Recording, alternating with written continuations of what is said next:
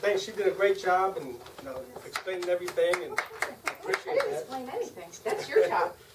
But this is Johnny Baker. He's the broker for the office. We're a broker for D.C., Maryland, and Virginia. This is Deidre. She's the office manager. And that's Clint Racine. He pretty much does everything else in the office, from IT to support to going out doing home inspections to putting contracts together. So there's a lot on his plate that he does as well. So like Tammy said, you have to have a team, and you got to be surrounded around good people. Because I mean, there's a lot of people out here that promise they could do all kinds of stuff, but it's a screening process.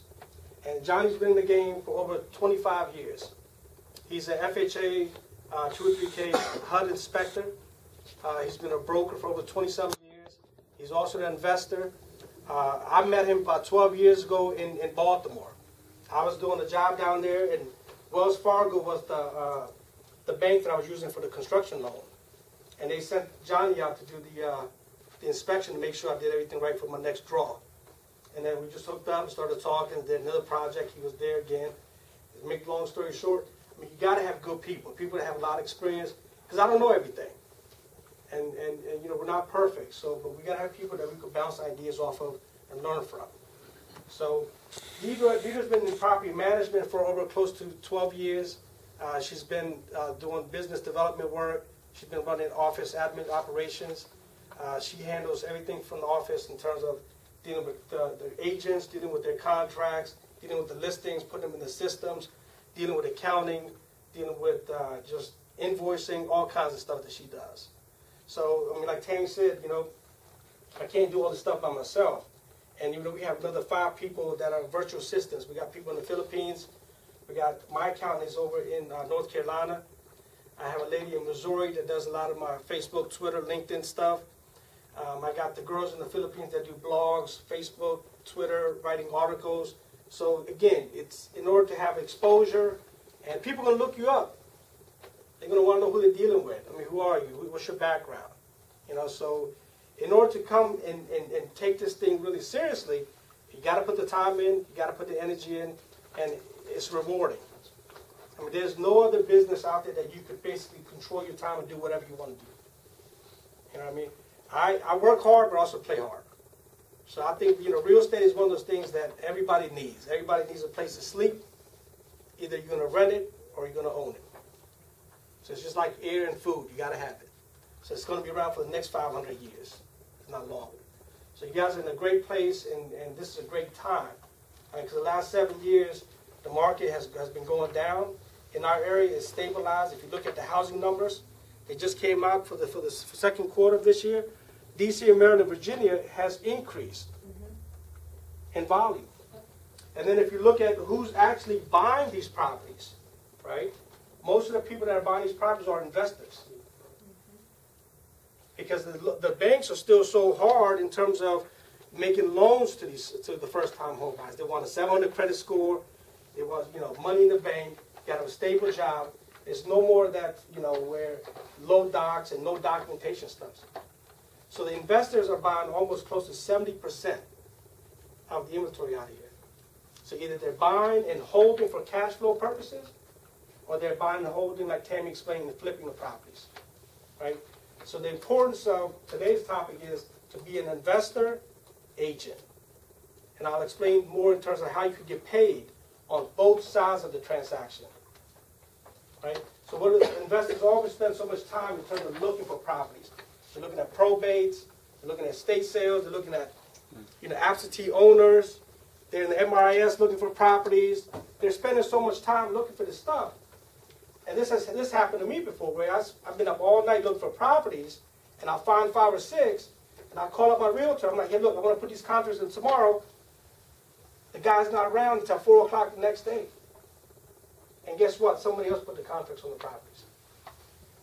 So if I was my own agent, I could have put my own contracts in that night, right? And I could have got paid on that. But the thing about that is you just got to disclose. Disclosure is the key. As long as you disclose that you are a real estate agent, then everything's okay. So it's simple as that. A lot of people have this myth, well, I can't be an investor and I can't be an agent. because of the gray area. Well, there's gray area in everything. But if you disclose, and that's what the National Association of Realtors wants you to do, is just disclose, then you're okay. Right? You deal with investors, and you're an agent. Do you buy any of your properties? Yeah. And then so you just disclose, right? Mm-hmm. So as simple as that. And this way you guys are not giving up the money. So if you put in 10, 12 hours looking for 5 deals like I did, well, why give the money to the agent? Write your own contracts. Pocket that money, use it towards the closing costs. Right? So that's what it's about. And all right. So, but anyway, so we're going to get into that, and then we're going to get into also in terms of how to renovate the properties, how to use the right type of materials, how to hire the contractors, how to qualify the contractors, how to come up with a budget for your construction job, because every budget is going to be different. If you're in what I categorize them by alphabet, like if you're in an A neighborhood, a B neighborhood, C, D, E neighborhood.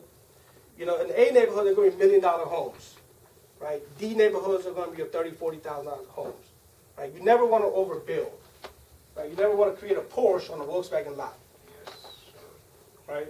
Because people will come with Volkswagen money, and that's one of the huge mistakes a lot of investors make. They want to put in marble and granite in the $80,000 neighborhood. Oh, I'm going to get $200,000 for this. Well, it's got to appraise. Everything's got to appraise. If it's not going to appraise, you're out. So the other thing we're going to talk about is, how to choose your team, how to choose your electricians, how to choose your plumbers, your HVAC guys, your carpenters, your painters, your drywall guys. How to make sure they're giving you the proper pricing, right? So you can have a proper budget. And then how to create the timelines. If it's going to take you 8 weeks to get rid of this house, it's going to take you 12 weeks. You got to have a plan for everything, right? So, and I learned a lot of these things the hard way. I just jumped out there, and my first rehab job, the guy charged me $96,000. And now thinking back, I could have done that job for $45,000, but I didn't know. They were stealing my materials. They were telling me, oh, we need 200 sheets of drywall. They use 100 in my job and take another 100 somewhere else, right? So, things like that. And also, the other thing is, when you're dealing with mechanical stuff like plumbing and like electrical and HVAC, use a legitimate contract that's licensed and bonded, okay? Because the biggest thing is, fires happen all the time with electrical. If they run the wrong wires, they run the wrong stuff. They could come back 2 years. Even though you sold the house, they could come back after 2 years. If somebody dies in that house, and they could sue you 2 years later, right? Your drywall, your baseboards, your hanging doors and windows, you can get other contractors to do that. But your mechanical stuff, make sure you got a licensed, bonded type of person, and verify the insurance. They could say, oh, I got insurance. Look at it, verify, make sure it's current, right? And then ask them to add you or add this particular property to the insurance policy, okay?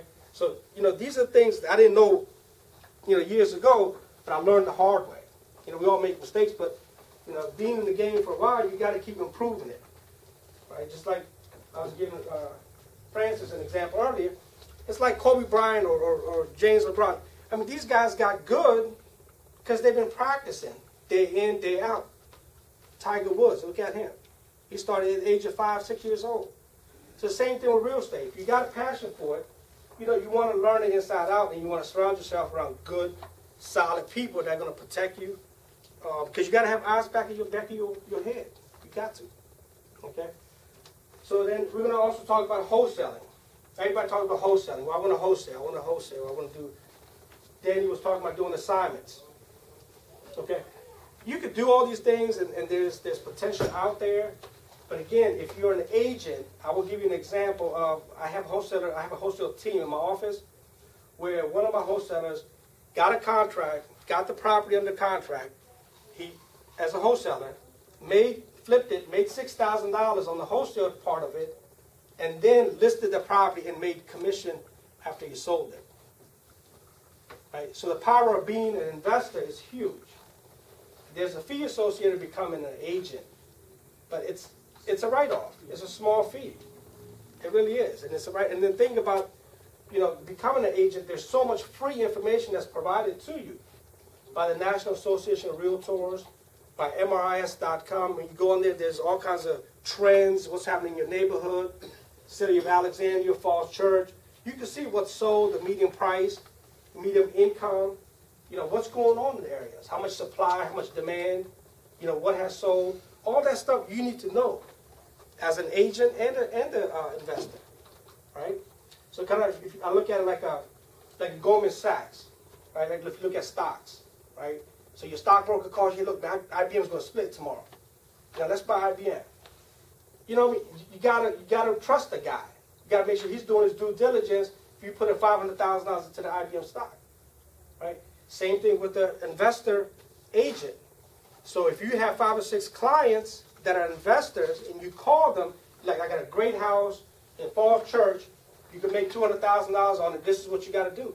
As long as you educate people and do your due diligence, they'll have respect for you, right? So the thing about being an agent, people think, well, I got to go around on the weekends and show people all these properties and drive them around. That's not what I'm talking about. What I'm talking about is having 3 or 4 investors in your pipeline, because every investor is going to buy at least 3 to 7 properties per year, okay? And if you can get it on the buy side and you can get it on the sell side, you get double the commission. And if you're treating a person properly throughout the transaction, you know they're going to list it. You know they're going to get rid of it. Because what does every investor want to do? They want to flip their paper. They want to move their money, right? And the faster you can help them move that money, the more they're going to deal with you. So as you know, there's a transaction coming to an end, well, you tell them, look, here's 3 more properties right here that you should consider buying. So you keep their pipeline full, and they'll keep dealing with you. You only need 3 or 4 of these guys. You don't need 50 or 60 clients running around want to waste your time and window shop. Right? So that's one of the things we'll go over today. How to locate a property. So people always know, well, how to find these properties. Where are they? How to get to them. Right? So we'll go over that.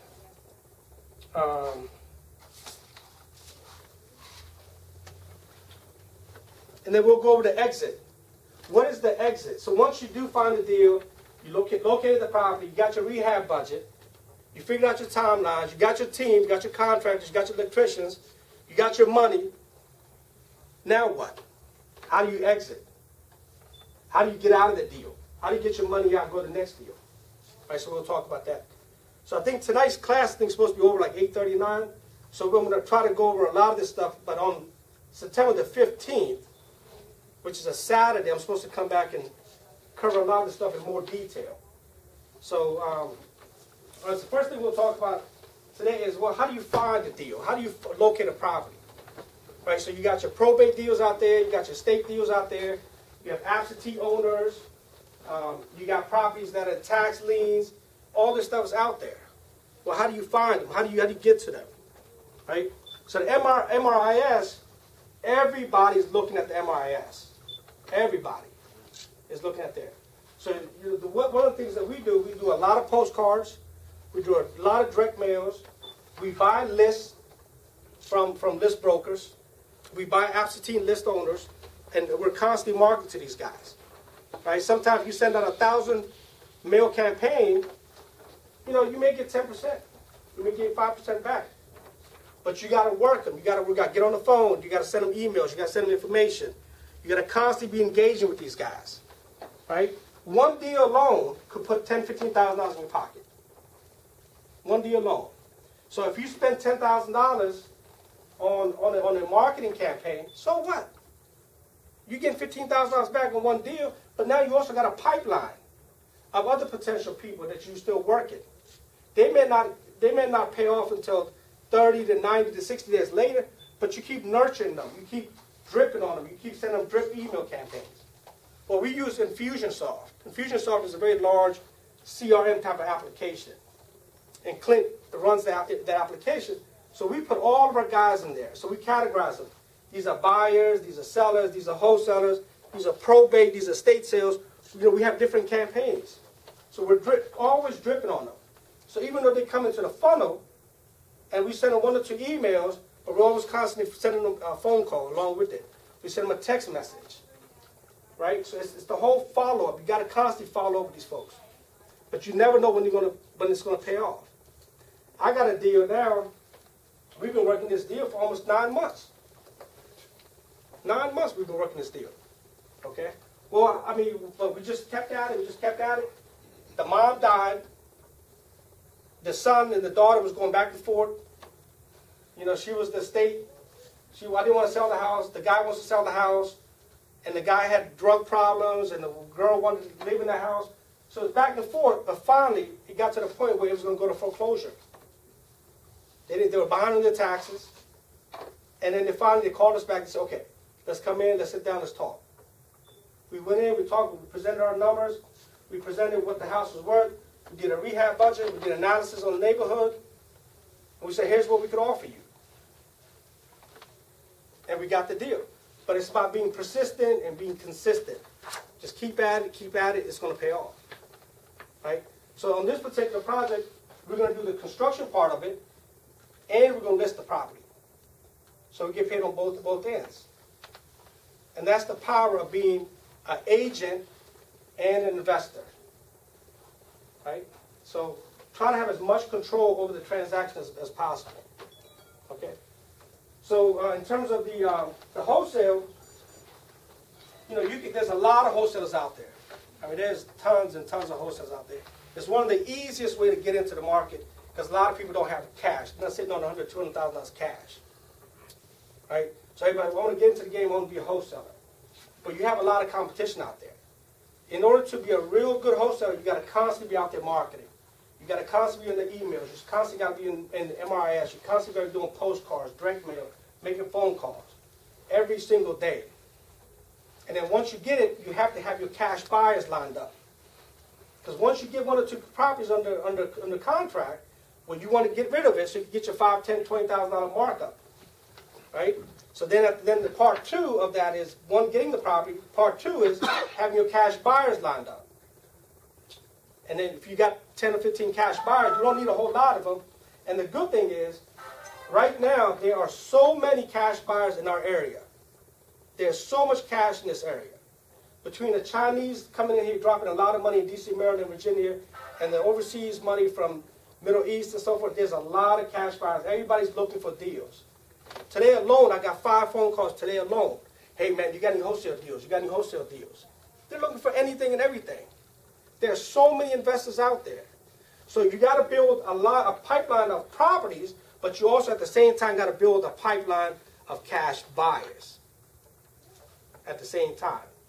Now, some of the times when you talk to some of these folks and you talk, they say, well, I don't want to wholesale the property. Well, now if you're an agent, you can maybe list the property. You could do a short sale. Right? You could list, now you can get the commission. So you just switch your hats and you put on your agent hat. You say, okay, well, let me try to list it for you. And you can even offer to do an open listing. And the open listing, you just took your real estate class. Right? So you do an open listing, you give them the power to try to sell it, or you could try to sell it. Either way, they're trying to move the property. Right? So you could give them a lot of different options as being an agent / investor / wholesaler. Okay? So does that, any questions so far? If you have any questions, just raise your hand and I'll cover questions. So we don't have to wait till the end. I'm not 100% sure what is a wholesaler. A wholesaler is basically somebody that's looking for a property that's undervalued, and let's say a phone. Right? If you buy a cell phone for $1, you want to try to sell it for $1.50. It might be worth $3. Right? So you want to try to get a distressed asset at a discounted price, have a little bit of markup on it, and have enough meat left on the bone where the investor could either flip it, wholesale it, or hold it for cash flow. Right? Any other questions? Okay. All right, so now we're going to talk about contractors. There's a lot of guys out here that say they do everything. Oh, I can do everything. I can do your roof. I can do your plumbing. I can do your electric. No, what are you good at? what are you good at? You know what I mean? So that's what you want to know. If you're an electrician, stay in your lane, be an electrician. If you're a roofer, stay in your lane, be a roofer. Because that's the biggest mistake. They want to come in and take the whole job, then they'll go and get subcontractors from Home Depot. And these guys are just regular labor guys come in, they'll destroy your property. And then you think, and you as an inexperienced investor, think, oh wow, the house looks great. And now you got a buyer that puts an offer on it to buy the house, and the buyer's going to do what? Get a home inspection. And it's going to come back with a huge laundry list of stuff that's wrong with the property. And you call up that guy, you can't find him. Now you got a $3,000 to $5,000 repairs on your hands. Then what? Now you got to put additional money into it. So make sure when you deal with this, interview them, just like you interview employees. You know, you get married, interview your wife. You're not going to just marry anybody, right? You want to interview, to get to know who you work with, build a relationship with people. So what I say is, man, I mean, we've been doing it for a long time. One of the things that I've done over time is I've taken my guys, I've sent them to electrical school, I've sent them to plumbing schools, I've educated them. So my team is cross-trained. But it's taken me years to find the right people to invest in them, where I paid for their schools and their classes to do that, right? So if you find good people, and they're out here, you know, but invest in them. And try to get them tied or locked up where they only work for you, okay? And then when it comes to electrical and plumbing and HVAC stuff, you know, again, get somebody that's licensed, bonded, insured, get on their insurance, protect your butt. Because something goes wrong with the house, somebody gets killed, and there's a fire, they come after you. Okay, that's a risk that you don't, I mean, over $10,000, $15,000, you guys don't want to be in jail. Right? I see fires all the time. Okay? And then when it comes to the materials you want to use, like I said, you don't want to build a Porsche on a Volkswagen lot. Right? So you want to make sure, you know, I don't use a lot of Home Depot type cabinets and things like that. I try to always give a little bit extra. But I'm able to control costs because I have resources that I've built relationship over the time with. So I try to use better cabinets because, you know, you always want to try to get that wow factor. So once your house is ready and it's completed and you get a cleaning company to come clean it, put the air fresheners in there and it smells great, you got it staged and everything, you know, you want the people to come in like, wow, this is nice. Because you want to get that money turned. You want to turn your money. You want to get that money turned, get a contract, and get it moving. So, but again, when it comes to the materials, there's a process. So if you know the job is going to take 10 weeks, you don't want to order your cabinets first week and have them sitting there because somebody's going to steal them. Or they're going to get damaged. They're going to get paint on them. They're going to get plaster on them. So if you know you got to do demolition, build your material list for your demolition. Get your dumpsters, get your demolition crew out there, get it all cleaned out. Then you know you got to run the wire, bring your electricians in there, run the wires, get your GFIs, run all your wires, put your breakers in, get all that done. At the same time, while the walls are open, get your plumbing guys in there. Run your plumbing. And before you close up the walls, make sure you test the water. Run the water for a day. Make sure all the couplings and the T's and the joints are nice and tight. Okay, because last thing you want to do is shut off the ceiling, close the ceiling, next thing there's a leak. And the thing's water travels. So you think the leak is here, but the leak could have been way back there. And you got to tear up the whole ceiling. Right? So test the plumbing. Same thing with HVAC. Okay, you run your ductwork in. Okay, the walls are open, you put in your HVAC. And if it's a 3-story colonial, you want to make sure the airflow is properly cooling upstairs as it is downstairs. Right? So you want, because these are all the things that an inspector's going to look for when you get a buyer. They're going to come and check your ventilation system. They're going to check your return. They're going to check the supply. They're going to make sure you got the right tonnage in there. And with the HVACs, I'll tell you, a lot of these guys are always trying to oversell you. Oh, you need a 6-ton unit in this house. Okay? You don't need a 6-ton unit. The rule of thumb is, basically, if it's a 2-story house or if it's a condo, you could get away with the heat pump. Okay? You do 1.5, 2-ton heat pump, you're good. Okay? If it's a 3-story, you can get it like a 3.5-ton, 4-ton, you're good. So, and again, I try not to use lower end like Duquesne or Goodman. I try to go with a better brand. Because I mean, most of these buyers out here are educated. That's the thing about today's real estate market, is a lot of these buyers out here, they have access to the internet. And they read up on this stuff. Especially if they're first-time home buyers. Last thing they want to do is get into a house that's a lemon. And they got to put another $10,000, $20,000 into it. So they're doing a lot of research. They're looking at the manufacturers. They're looking at brand. They're looking to see what kind of sinks and toilets and HVACs you're using. They're doing a lot of research. So don't be cheap with your price. The bottom line is, you want to get your money out. If you get real cheap with your materials, there's 3 houses down the road that are being rehabbed at the same time. You're going to go to the next guy. So sometimes just add another $2,000 or $3,000 extra to try to give that wow effect. Okay? Any questions there? Hey, no questions? All right. Okay, so in terms of materials, just to give you some I always try to use backsplash because everybody wants backsplash in their kitchens, in their bathrooms and stuff. And they've come down in price. There's a couple of different resources. There's Maurice Tile down in D-Cell for Kenilworth. They do customized tiles. They have a lot of different types of colors and schemes and stuff. And they'll actually help you sit down and do a design with your tile work. So then, you got to look at it like this. So if you're using tile for the floor, your backsplash and your tile and your paint all has to meet. Right? It's just like getting dressed. You're not going to wear orange shoes with, black pants and a yellow shirt, looking all crazy.